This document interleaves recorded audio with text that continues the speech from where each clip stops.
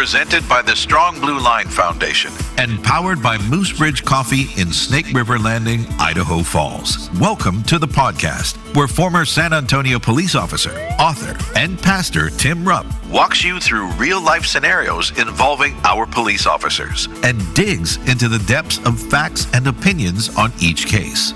This is Cop Talk, and it starts now. Hello and welcome to Cop Talk, the radio show and podcast of the Strong Blue Line. I'm Tim Rupp, your host, and with me is the operations manager for the Rev.FM, Mr. Gary Austin. Hello, Tim Gary. Rupp. Hey. Hey, here we go, man. It's you know it's going to snow. You know how can you know it's going to snow soon, Gary? Your knees ache. No, because they put them poles out there that attract snow. When you're walking down the sidewalk, they got these orange things. Oh, yeah. And like, why do they put them out? They just attract snow. Yeah, plow guides. I don't know why. That's a good question. You know, it never snows until they put them out. Yeah. You ever notice that? That's a good point. So are they the cause? I think of the so. Snow? It could be. Yeah, we should pull them Pull and them. see what happens. We need the moisture, Tim Rupp. Okay, we need the more. Hey, it's been a nice fall, though. It really has been. It's been beautiful. cool. You know, here we are, November the 19th, next week, Thanksgiving. Yeah, already. Yes, and of course, that's just getting closer and closer to that Christmas candy. Yes, Christmas candy. Christmas candy. So we're looking forward to that. Hey, we got a lot of things to talk about. Got some interesting things to talk about with the elections that happened. Yeah.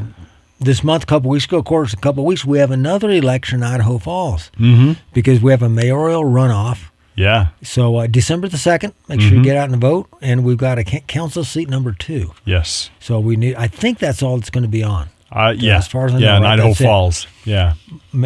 For Idaho Falls, you're correct. Yeah. I'm not sure if other. Yeah, Pocatello's got a mayoral runoff. Oh, do they? Yeah. Pocatello does as well, huh? Yeah. Okay. So. Well, that's cool. Okay, make sure you get out and vote. Are they voting December the 2nd also? Yeah. I would think they are. Okay, good. So get out and do your civic duty once again. Yes. Don't think of it as something you have to do. Think of it as something you're privileged to be able to do. Yes, that's exactly right.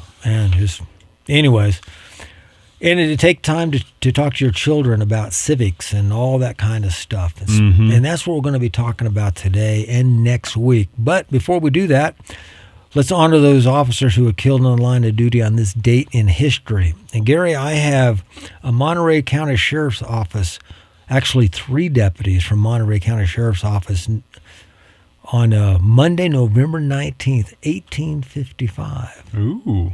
1855 from California, before California was a state. State, yeah. Yeah, so deputies Charles Layton, Jim Beckwith, and Joaquin De La Torre were members of a posse organized by the sheriff and were in search of a suspect wanted for murdering 2 people. On November the 10th, the deputies went to the man's shack along the Salinas River. A woman came to the back door and told Deputy De La Torre that the suspect was not there. The man suddenly emerged from inside and fatally shot De La Torre before shooting Layton and Beckwith. So here you go. Woman goes covering for her boyfriend or her husband or whatever it was. Our brother comes out and shoots the 3 deputies. The man fled on foot on Deputy Beckwith's horse, but was later captured by a mob and lynched. Wow. Yeah, they didn't wait for a trial by jury. No. They just, and that's not the thing. That's vengeance. You know, that's exactly right. That's not the way to carry out justice. That's injustice. But anyways, Deputy Layton succumbed to his wound 9 days later, hence November 19th, 1855. Deputy Layton was a military veteran. Deputy Beckwith served only 1 day. Oh. So he was probably put on the posse. Like, raise your hand, you're deputized, you're the man, go get him. Yeah. Not a lot of training, Gary. No.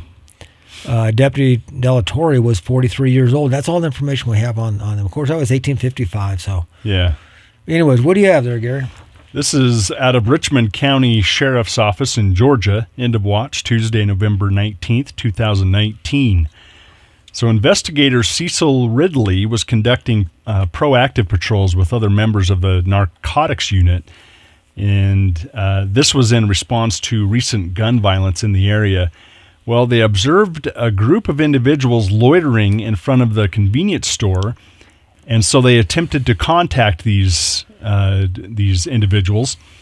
And upon seeing the investigators, one of the subjects walked into the store, but was approached by a deputy inside the store, and he began walking back outside when he saw Detective Ridley walking into the store.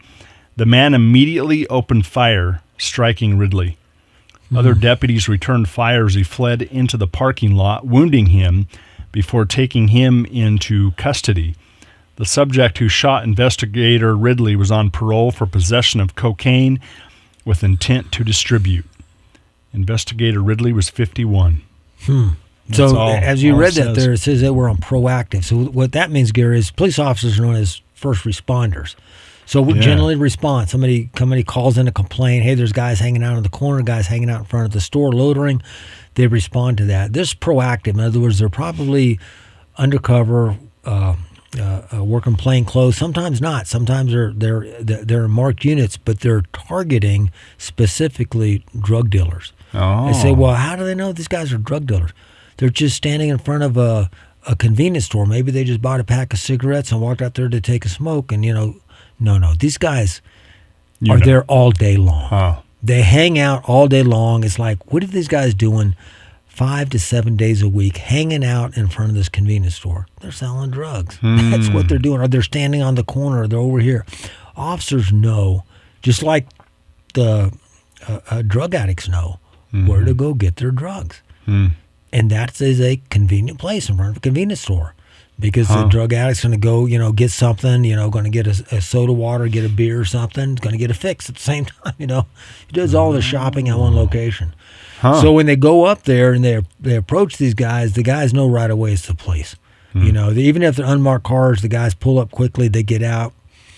They know it's 5-0 coming for them, And so they go up there and they do that, and the guy pulls out guns, starts shooting, And generally, drug dealers, they have no qualms about shooting each other and protecting their.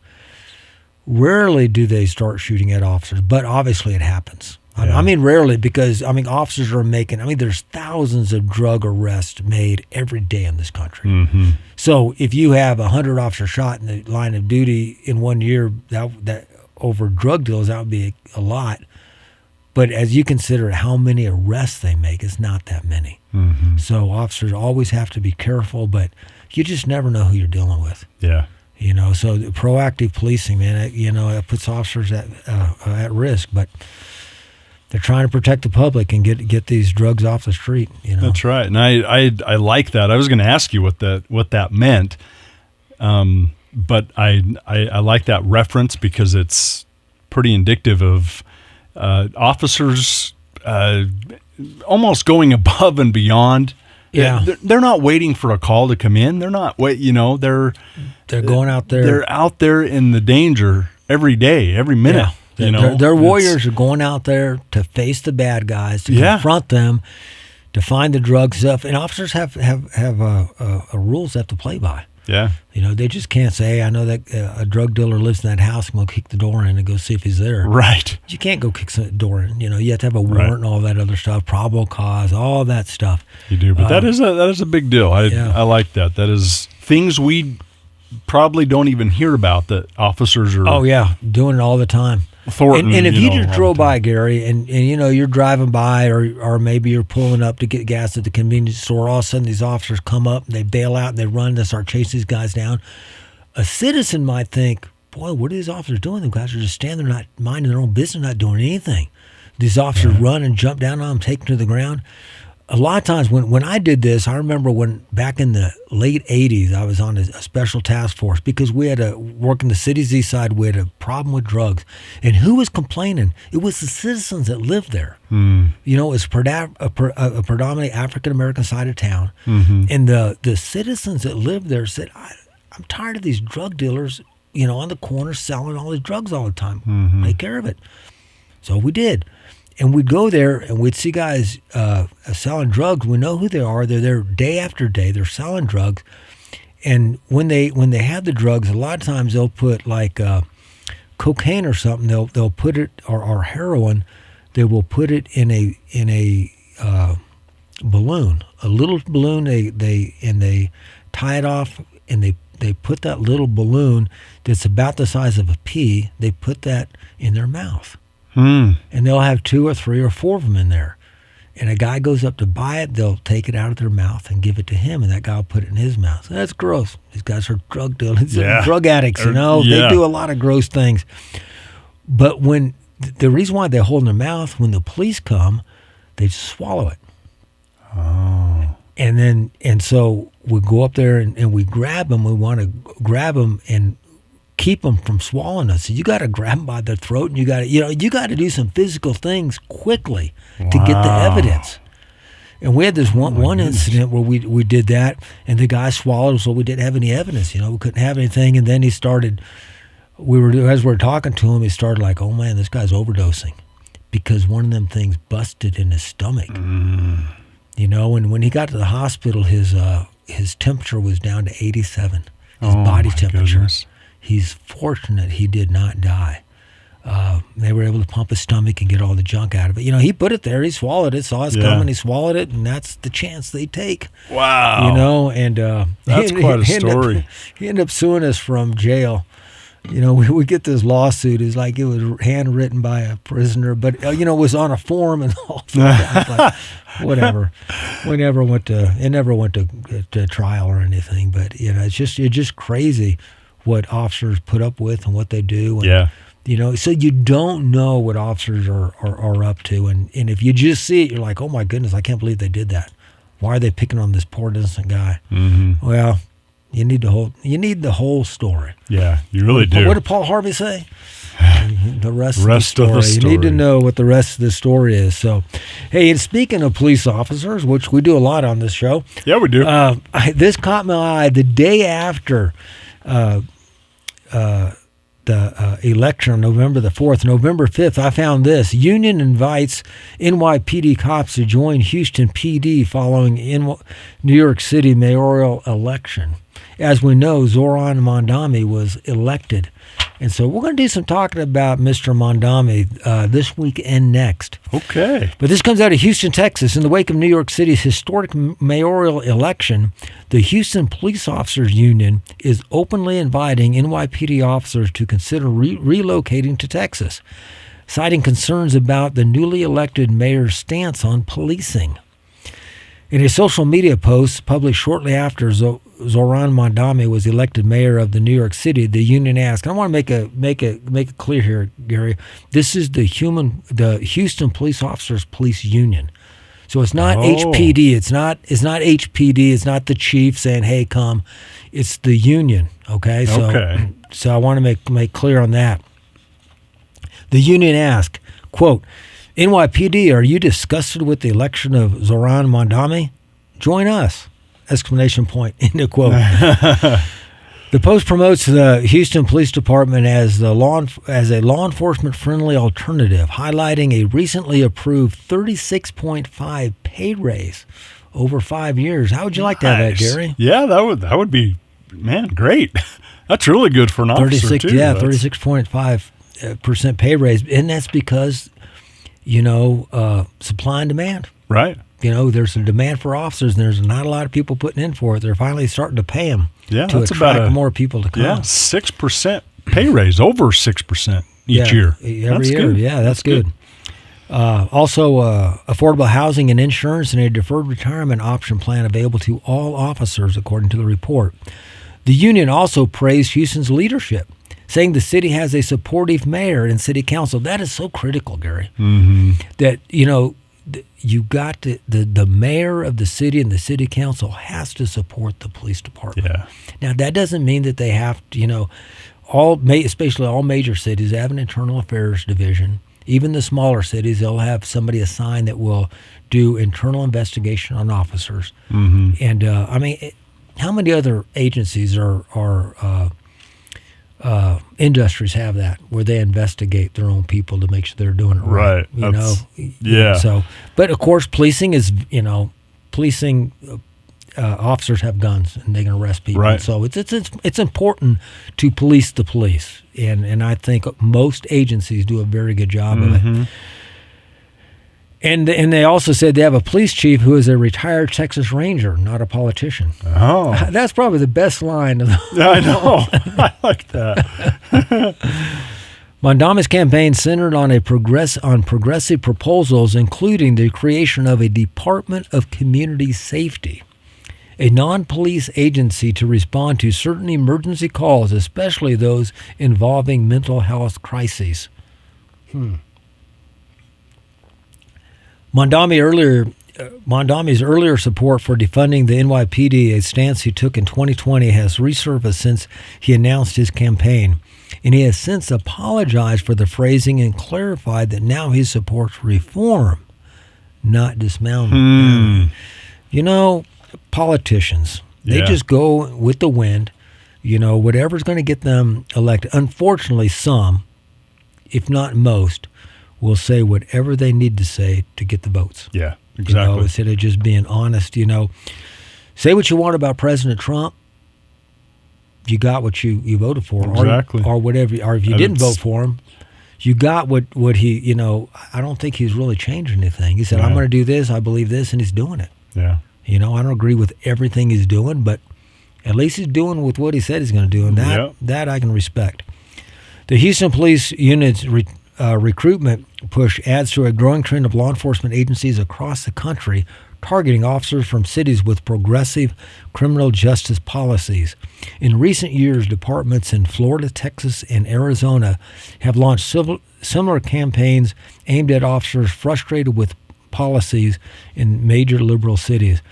That's why officers are bailing out of cities like Portland, Oakland, Seattle. Now NYPD is being targeted from these cities, and I know some friends of mine. They've left Minneapolis PD.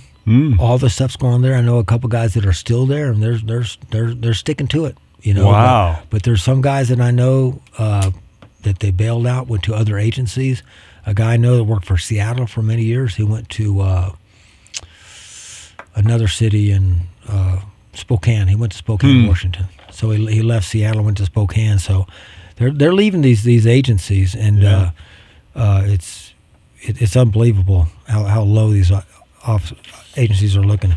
The Houston Police Department has not officially commented on the union's outreach, but the message has already gained traction on law enforcement forums. Mamdani's office has not responded to the Houston PD's post. So as I was looking through that, I found it, and that comes from Police One, policeone.com. I found another article on policeone.com. The same day, it says, what New York City Mayor-elect Zohran Mamdani's public safety agenda could mean for NYPD. And it says here that, let me start reading this here. New York, with Assemblyman Zohran Mamdani, a self-described democratic socialist, now elected as New York City's next mayor, one of the biggest questions facing officers is how his leadership will affect the nation's largest police department. And so he described himself, and I'm sure you heard this, Gary, everybody has. He's a democratic socialist. Yeah. And he's a member or affiliates with the Democratic Socialists of America, which is a party. We're going to talk about that. If not this week, we'll get to it next week. Okay.